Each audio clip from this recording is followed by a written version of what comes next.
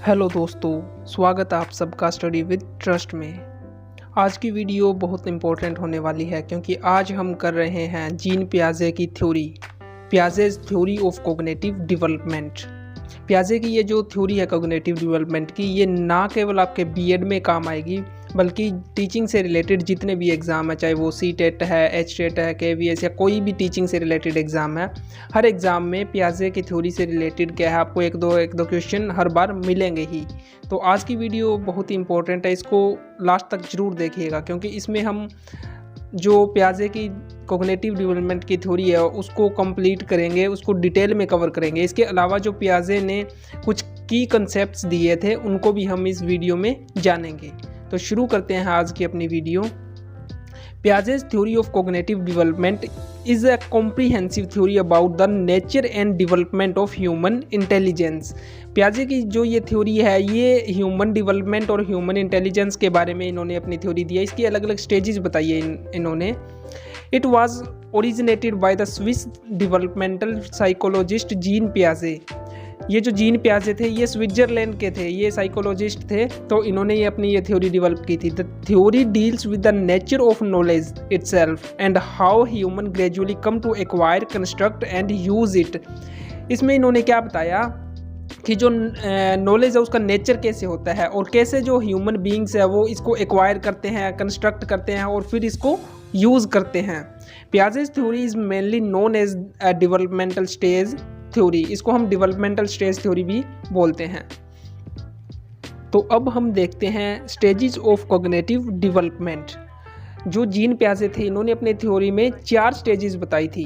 पियाजे's theory consist of 4 main stages, each characterized by distinct cognitive abilities and developmental milestones. इन्होंने क्या बोला कि 4 जो स्टेज होती है कॉग्निटिव डेवलपमेंट की, और हर एक स्टेज क्या है पहले वाली से अलग होती है, डिफरेंट होती है। यानी कि इनमें जो कॉग्निटिव एबिलिटीज़ है हर स्टेज में क्या है चेंज होती रहती है। तो अब हम इन स्टेज को देखते हैं, डिटेल में जानते हैं ये कौन कौन सी 4 स्टेज थी और हर एक स्टेज में इन्होंने क्या बताया। तो सबसे पहली अपनी स्टेज आती है सेंसरी मोटर स्टेज। पहली स्टेज को क्या नाम दिया? Sensory motor. और ये 0 to 2 ईयर्स तक ये क्या रहती है, यानी कि बच्चे के जन्म लेने से लेकर 2 साल तक जो सेंसरी मोटर स्टेज है वो कॉग्निटिव डेवलपमेंट की चलती है। During this stage infants and young children primarily learns through their senses and actions. इसमें क्या होता है कि जो बच्चे होते हैं वो उनकी सेंसेस का यूज़ करके और जो उनका एक्शंस है उनकी थ्रू क्या है वो चीज़ें सीखते हैं। जो सेंसेस होगी उसको इन्होंने क्या बोला सेंसरी, और जो एक्शंस है वो हमारी मोटर एबिलिटीज़ होती है। किसी चीज़ को करने की जो हमारी एबिलिटीज़ होती है उनको हम क्या कहते हैं? Motor abilities. तो इसीलिए इस स्टेज का नाम आया सेंसरी मोटर। यानी कि इसमें 2 चीज़ें मेन है, अपनी सेंसेस और एक्शंस। इन्हीं दोनों का यूज़ करके क्या है हम जो कॉग्निटिव एबिलिटीज़ है उनको डेवलप करते हैं, उनको एक्वायर करते हैं, चीज़ें सीखते हैं। की developments includes the understanding of object permanence. इसका जो की डेवलपमेंट, इसमें जो सबसे मेन जो चीज़ आती है वो है object permanence.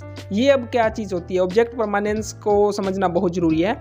Knowing that an object continues to exist even when it is out of sight and the development of the basic motor skill. अब जो ऑब्जेक्ट परमानेंस की बात कर रहा था ये क्या है? ये ऐसी एबिलिटी है कि इसमें जैसे जब बच्चे होते हैं 0 से लेकर 2 साल तक, वो किसी भी चीज़ को तब तक वो देख पाते हैं, याद रख पाते हैं एक तरीके से जब तक वो उनके सामने रहती है।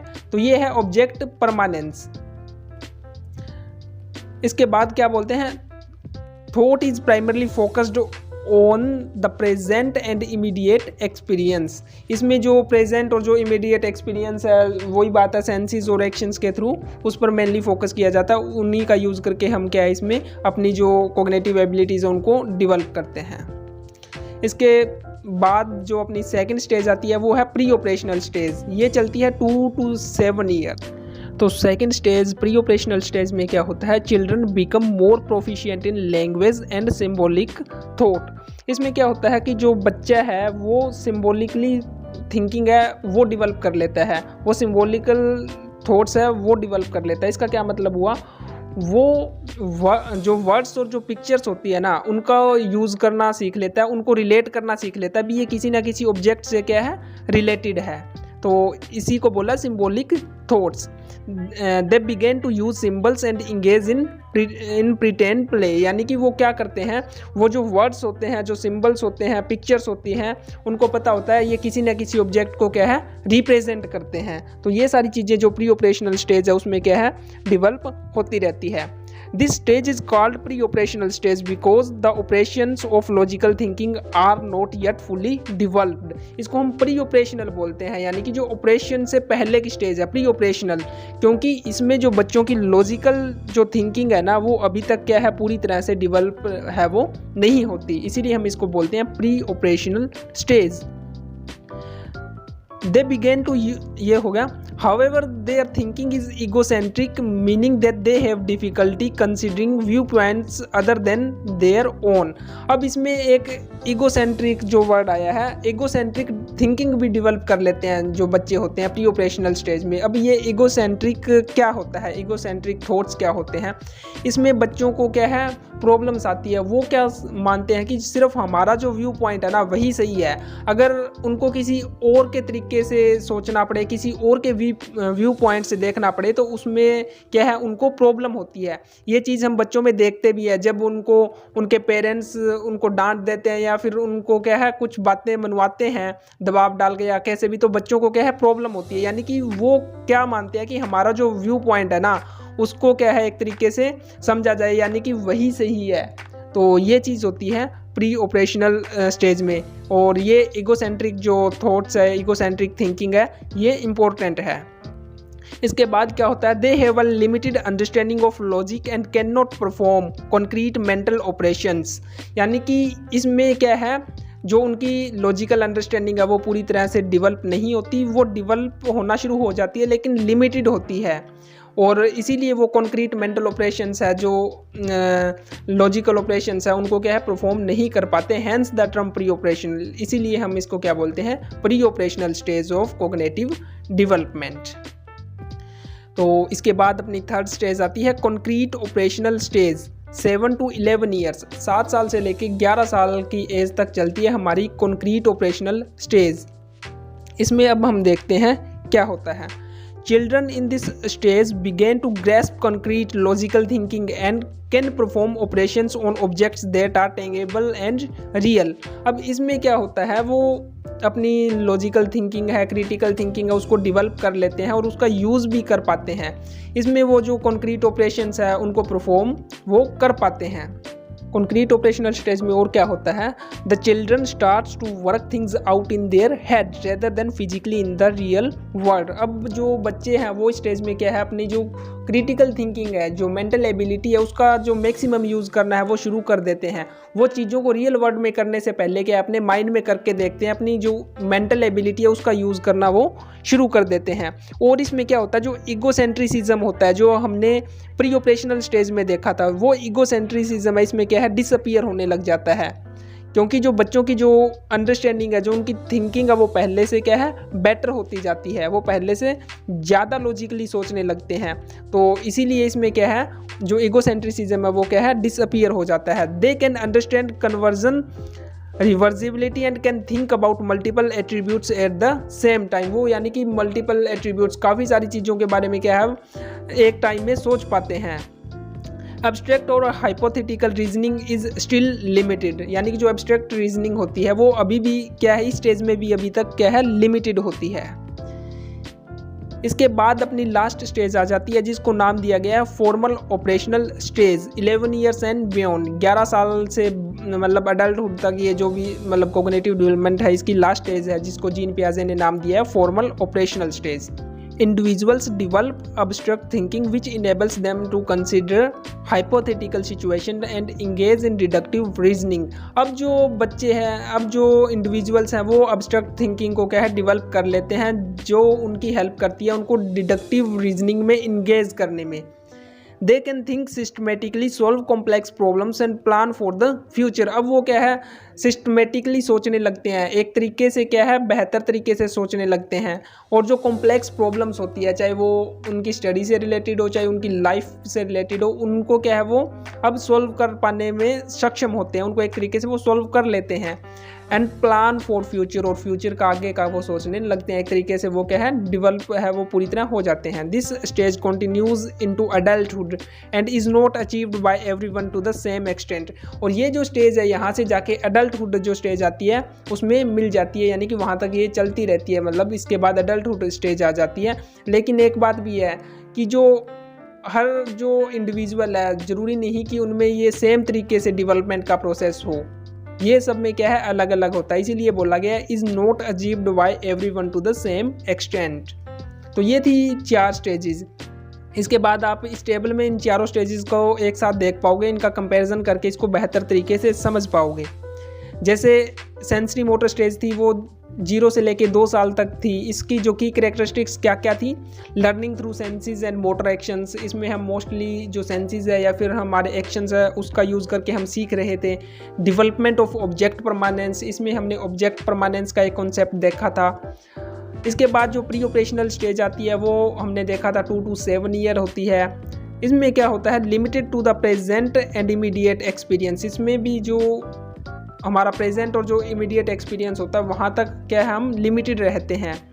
इसमें ईगोसेंट्रिक थिंकिंग आती है, जो इंपॉर्टेंट कंसेप्ट है, याद रखना है, वो क्वेश्चन पूछा जा सकता है अभी। जो ऑब्जेक्ट परमानेंस है वो कौन सी स्टेज में आता है, ईगोसेंट्रिक थिंकिंग है वो कौन सी स्टेज में आती है, या फिर कौन सी स्टेज में डिसअपीयर होना शुरू हो जाती है। तो ये सारी चीज़ें होती हैं। इसके बाद जो कॉन्क्रीट ऑपरेशनल है 3rd स्टेज, ये क्या है इसमें limited to concrete and non logical reasoning, इसमें रीजनिंग पावर तो डेवलप होती है लेकिन अभी भी हम अब्स्ट्रक्ट कॉन्क्रीट जो प्रॉब्लम्स है वो सॉल्व नहीं कर पाते। और जो लास्ट स्टेज है वो है फॉर्मल ऑपरेशनल, जिसमें क्या है इम्प्रूव्ड प्रॉब्लम सॉल्विंग स्किल, जिसमें हमारी जो स्किल्स है एक तरीके से वो क्या है पहले सबसे जो बेटर सिचुएशन में होते हैं वो इसी स्टेज में होते हैं। इसके बाद हम देखते हैं कुछ बेसिक कॉन्सेप्ट्स हैं जो कॉग्निटिव डेवलपमेंट की थ्योरी है इसी से रिलेटेड है जो पियाजे ने दिए हैं। तो सबसे पहला जो कॉन्सेप्ट आता है वो है schemas. Schemas are like mental templates or frameworks that individuals use to categorize, understand, and interpret information from the world around them. They help people to organize their knowledge, thoughts, and experience. These are building blocks of knowledge. जो schemas होते हैं वो क्या है building blocks of knowledge, यानी कि ये knowledge के बिल्डिंग ब्लॉक्स है एक तरीके से। ये लोगों को उनकी जो नॉलेज है, उनकी जो थॉट्स है, उनका एक्सपीरियंस है, उसको क्या है एक तरीके से ऑर्गेनाइज करने में हेल्प करते हैं। कोई भी थॉट है उसको कंस्ट्रक्ट करने में हेल्प करते हैं। Schemas are mental structures of or framework that people use to organize and make sense of their experience and information. They play a crucial role in learning and adaptation process. ये जो schemas होते हैं इनका बहुत important role रहता है हमारी learning में और जो अडेप्टेशन प्रोसेस होता है इसमें। इसके बाद सेकंड आता है assimilation. Assimilation is a key concept in Jean Piaget's theory of cognitive development. It refers to the cognitive process through which individuals incorporate new information or experience into their existing mental schemas or framework. Assimilation क्या होता है, अब हम देखते हैं कि हमारे पहले क्या है कुछ स्कीमाज है वो बने होते हैं, लेकिन फिर क्या होता है हम कुछ एक्सपीरियंस से या कुछ नई चीज़ें आती हैं, तो इसमें वो प्रोसेस है जब हम जो नई इन्फॉर्मेशन आई है या जो कुछ नया एक्सपीरियंस है उसको हम जो हमारे पहले से एग्जिस्टिंग मेंटल स्कीमाज है उसके साथ क्या है एक तरीके से उसके साथ सेट करने की हम जो कोशिश है वो करते हैं। Individuals interpret new experience and information bye fitting them into their pre existing mental structure और स्कीमाज, यानी कि जो नया एक्सपीरियंस या जो नई थॉट्स है, जो नई इन्फॉर्मेशन है, जब हम उनको पहले से एग्जिस्टिंग स्कीमा में फिट करने की कोशिश करते हैं तो उस प्रोसेस को हम असिमिलेशन बोलते हैं। इसके बाद जो नेक्स्ट कॉन्सेप्ट इन्होंने दिया था वो है अकोमोडेशन का।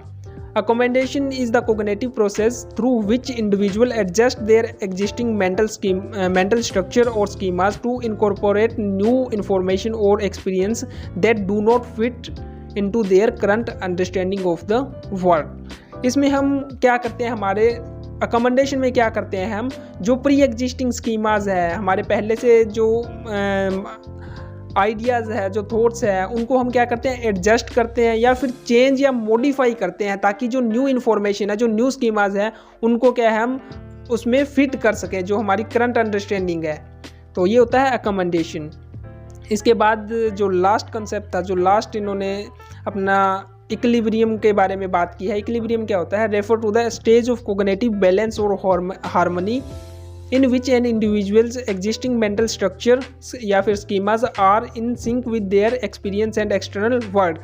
In this stage, an individual's current knowledge and schemas are effectively explain and predict their environment and allowing them to navigate it successfully. Equilibrium होता है स्टेट ऑफ बैलेंस। इसमें हम जो हमारे प्री एग्जिस्टिंग स्कीमाज होते हैं और न्यू जो इन्फॉर्मेशन होती है उसको क्या एक तरीके से इक्विलिब्रियम करने की कोशिश करते हैं, उसको बैलेंस करने की कोशिश करते हैं। तो ये थी आज हमारी Jean Piaget's theory of cognitive development.